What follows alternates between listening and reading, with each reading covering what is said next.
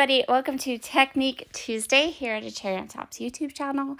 My name is Sara Scraps on YouTube, and you can find me on most of the webs. I'm part of the design team here at A Cherry on Top. And for this month, we are working with gel presses. So quite recently, A Cherry on Top restocked the 12 by 12 gel presses, and I was all over that.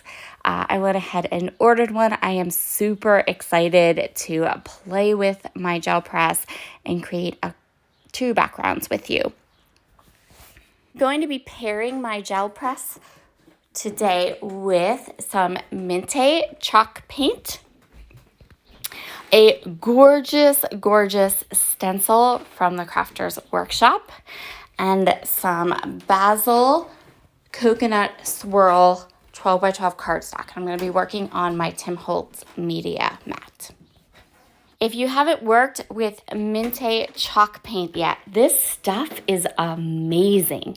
It does need a really good stir. FYI, just know that kind of going in.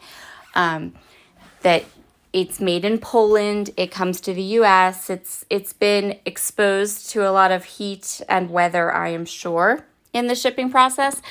And so give it a really good stir. And if it still feels like it's a little thick for you, just add a teensy bit of water to it, like in a mini mister, and it will loosen right up and do really well. So I'm using a speedball brayer here, and I have put, so my sandwich is gel press, 12 by 12 stencil, and then we're going to brayer on some of this chalk paint. Now work a little fast. This isn't something you want to do slow, mostly because the chalk paint will dry pretty quickly.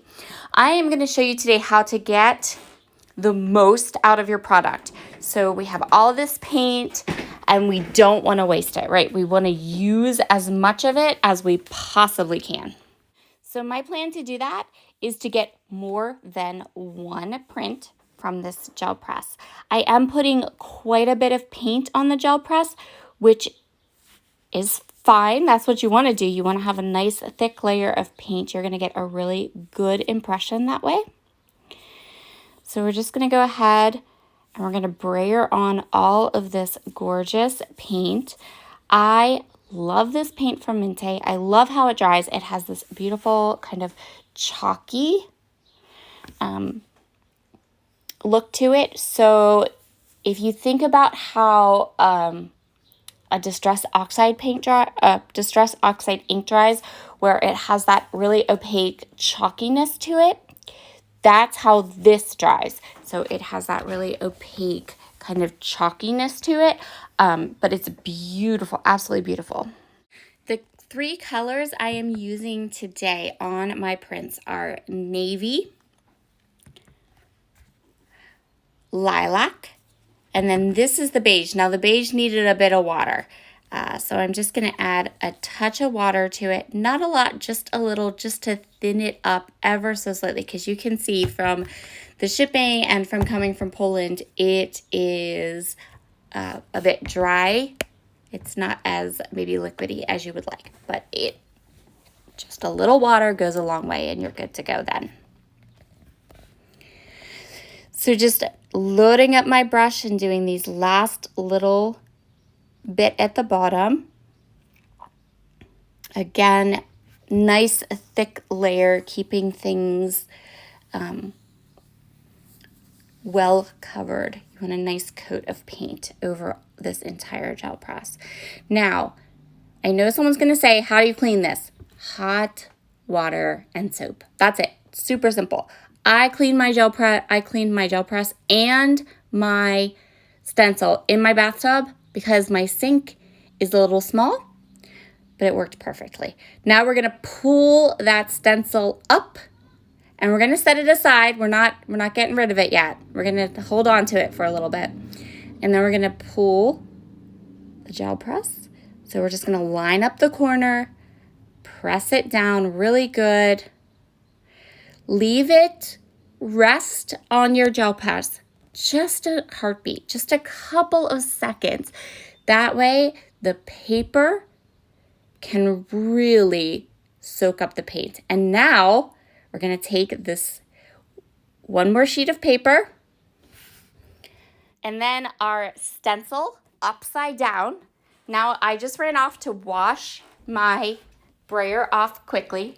So we have like a little sandwich here. We have the gel press, we have a sheet of 12 by 12 paper, one more sheet of 12 by 12 paper, and then we have the stencil turned upside down. And now we're just gonna go ahead and we're gonna give everything a run over with our brayer. Using a bit of pressure. Again, the idea here is that we really want to have every bit of that paint come in contact with every bit of that 12 by 12 sheet of paper. We're going to pull this one off. Ta-da! So cool. Looks fabulous. Now we're going to take that second sheet of paper and brayer it. This is the one that has the stencil turned upside down onto the paper. Again, letting it sit on that paper, letting the paint come in contact fully with the white. And this one's going to be a much kind of softer background. And now that everything's dry, you can see how beautiful this is. Both of these backgrounds are gorgeous and lovely. They turned out so pretty. I've actually already used this one in a layout. You can find that layout over on my channel. And that is my Technique Tuesday video for you today. Thank you all so very much for joining me. I hope you've learned a little bit, and I hope that you will give gel presses a try. They are so fun. Have a wonderful day, and I'll see you again soon. Bye.